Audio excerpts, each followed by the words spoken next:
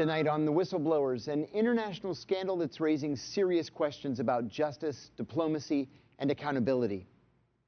A senior Israeli official arrested in Las Vegas in an FBI sting operation targeting child predators seeking sex with minors, and he was allowed to board a plane and return to Israel before ever facing a U.S. judge.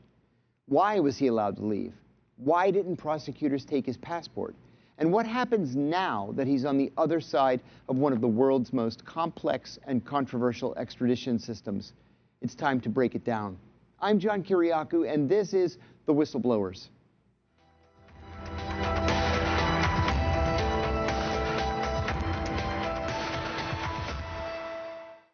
Tonight, I want to take our show to Las Vegas, Nevada, where an international controversy has erupted.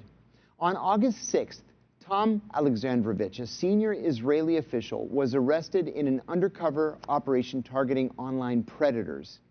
Court documents show that Alexandrovich allegedly chatted with what he believed to be a 15-year-old girl on the messaging platforms Pure and WhatsApp, arranging a meeting for sexual acts.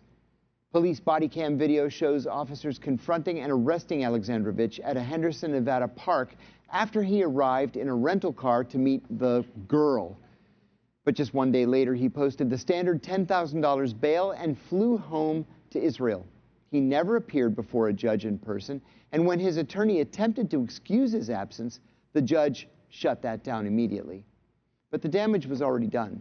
Alexandrovich was already gone, and prosecutors never required him to surrender his passport. This case is now fueling scrutiny of Israel's extradition laws, laws that have historically enabled accused criminals, including alleged pedophiles, to flee U.S. jurisdiction and to fight extradition for years. And this case is even more complicated because Artiom Alexandrovich isn't just any Israeli citizen. He's a high-ranking cybersecurity official described as a key architect of Israel's cyber Iron Dome. And what happens? He gets arrested, he admits he has a flight to catch, he posts bail, and he's allowed to just walk out of the country. I've seen people held on higher bail amounts for unpaid parking fines. This never should have happened. But if you're a fan of history, you could have predicted it. In fact, the United States has played extradition games for years, and in that time scapegoating not only murderers, but child predators too. In 1999, public pressure had to practically twist arms during the Clinton administration just to get one teenage murderer tried in Israel after he killed another teenager in Maryland. Back even further, Israel also failed to extradite a man in 2010 who fled the country in the mid-1980s after he was accused of sodomizing multiple young boys in Brooklyn, New York. And now we find ourselves here today, when a sitting Israeli cybersecurity official is charged with attempting to solicit a minor for sex, and he's then caught in an FBI sting operation, and we let him leave the country without confiscating his passport, without any restrictions. What we're really doing is this: we are surrendering the case before it even begins. If this man were a plumber from Ohio, say, he'd be in jail right now awaiting trial.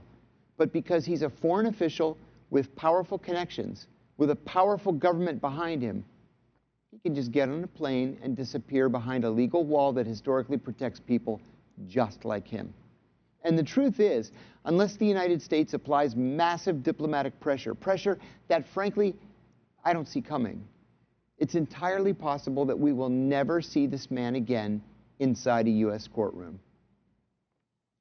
Joining me now to discuss is Phil Giraldi. He's the executive director of the Council for the National Interest Foundation.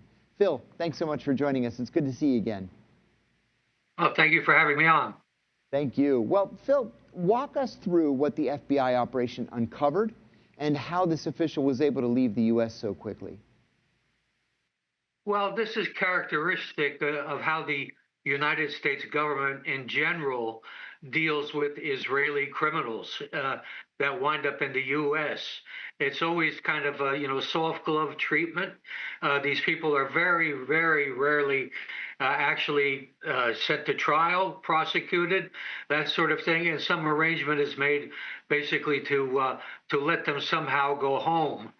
And that's what we saw in this case. But what really complicates this case is the fact that the federal appointed attorney general for Nevada is an Israeli, and she was appointed by Donald Trump, and she was the one that basically pulled the strings to give him his passport back, and to basically remove any surveillance on him if there was any surveillance. And they allowed him to get on the plane, and he had even told them which plane he was going on. They allowed him to get on the plane and fly back to Israel, where, as experience has told us, he will never, ever be sent back to the United States for trial. This is the characteristic of how Israeli cases are handled in the United States. Phil, the body cam footage shows the arrest. The chats are very explicit. They're graphic. The judge later reprimands the defense for trying to waive appearances. But the key moment is that he's allowed to board this flight home.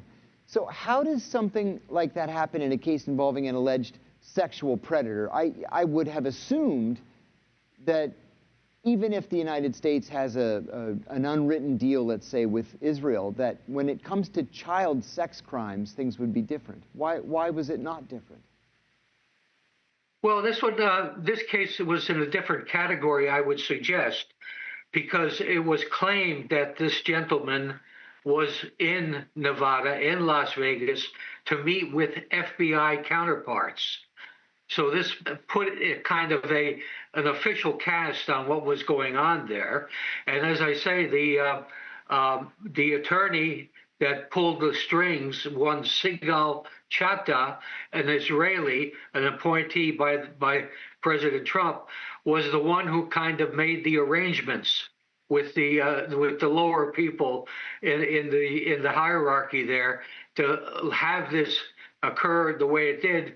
And there's also the kind of security aspect to this thing too, which is the fact that this guy was a close advisor of Prime Minister Netanyahu, and he was a cryptology specialist.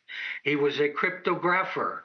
And this may cover the reason why he would be meeting U.S. officials, if indeed that's true. But the fact is that there was presumably some impulse to be covering this up because of the security nature, the classified nature, which is all BS, as I would call it. This is basically done because it was done as a favor to the Israelis, and it's a favor that's repeated every time something like this takes place. Let me ask you about that. Time was when Israel just did not extradite anybody. And now they say they do. Extradition cases can take years, though. So why does it take that long to extradite someone who's facing serious crimes? And what does that mean in this case? Will Alexandrovich never return to face charges in the U.S.? I'm convinced he never will, or otherwise it would have happened already. And the logic behind this is the typical kind of tribal logic, which is essentially that, in the Second World War, there was a Holocaust and many Jews were killed, which is true.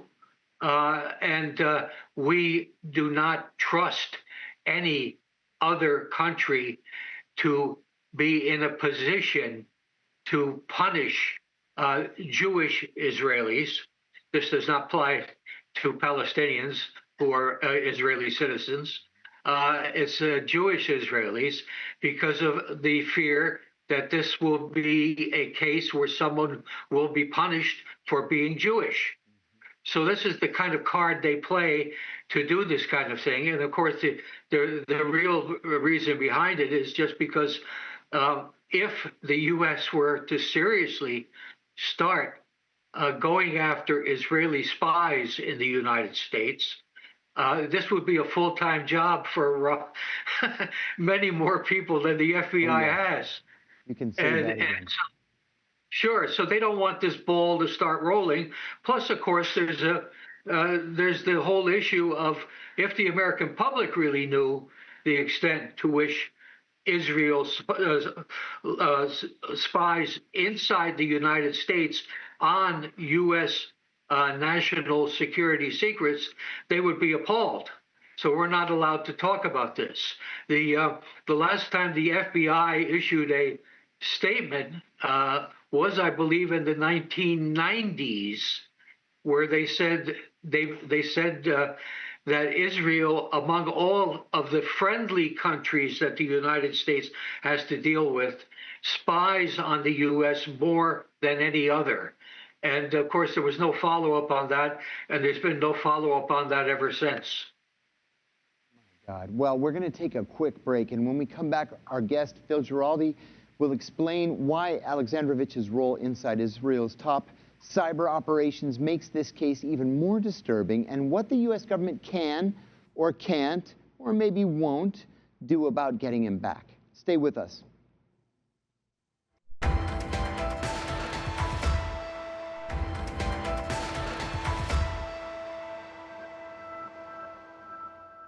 Welcome back to the Whistleblowers. I'm John Kiriakou, and we are speaking with Phil Giraldi about the saga involving one of Israel's top cyber defense officials and his arrest for trying to meet up with a teenage girl in Nevada.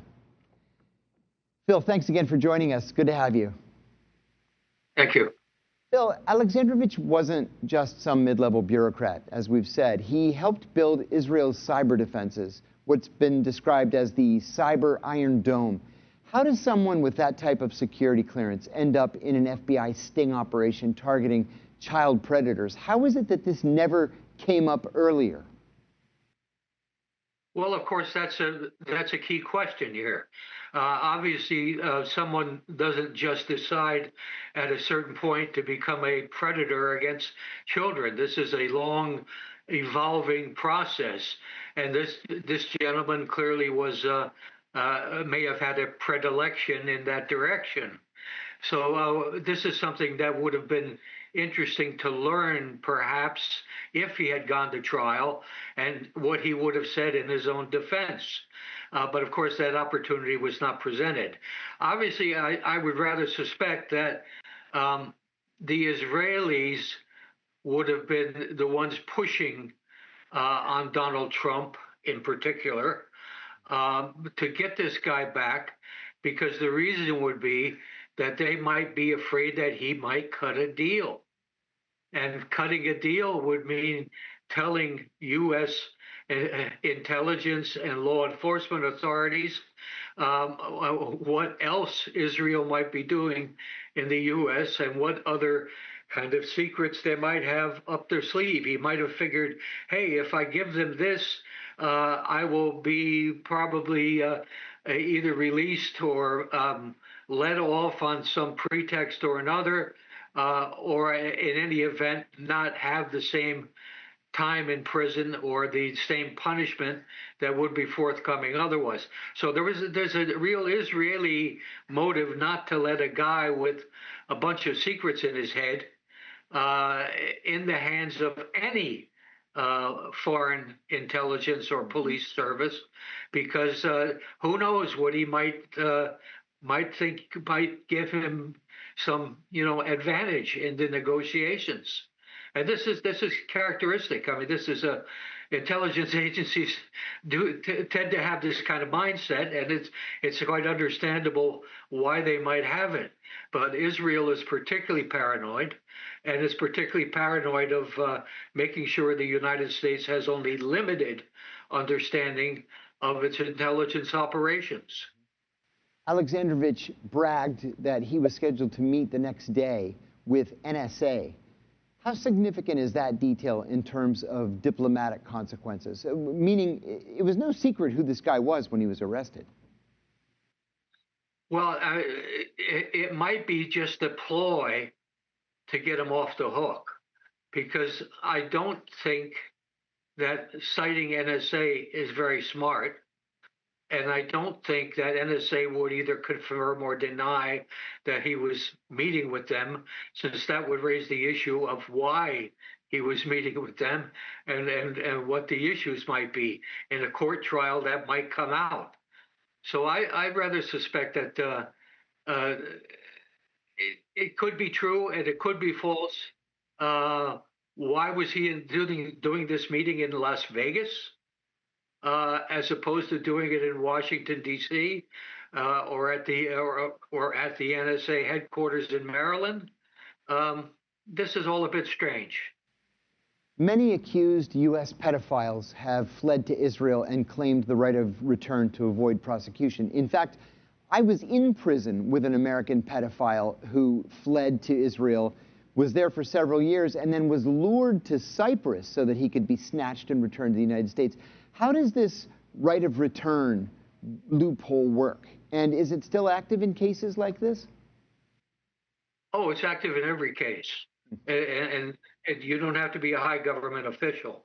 This is, as I said before, this is essentially a Holocaust-type narrative where any Jew who walks into a situation where there is a legal case or something like that being made against him is vulnerable of being, shall we say, confronted with an over-enthusiastic prosecution because he's a Jew. And that's the thinking. And so Israel does not extradite Jewish citizens. And this has been a characteristic since forever. And also in cases, let's look at other cases in Israel where American citizens have been killed by Israeli soldiers or Israeli policemen or stuff like that. There's never any follow-up. In a normal country, there would be at least a police procedure that would be looking at whether this was warranted or how this happened, and so on and so forth. But in the case, and I might add that having served in U.S. embassies in a number of countries, U.S. embassy would be obligated to lean on that local country to say, what happened here? You killed one of our citizens. What was the situation? What were the circumstances? The U.S. government doesn't do that. Mr. Huckabee, our ambassador in Israel, meets with Israeli spies, and he never interferes with any kind of legal case that has anything to do with an American citizen.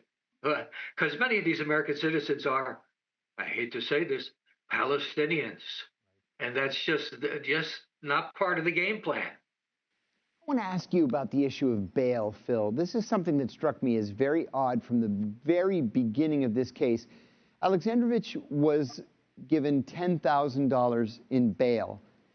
When I blew the whistle on the CIA's torture program, my bail was $250,000.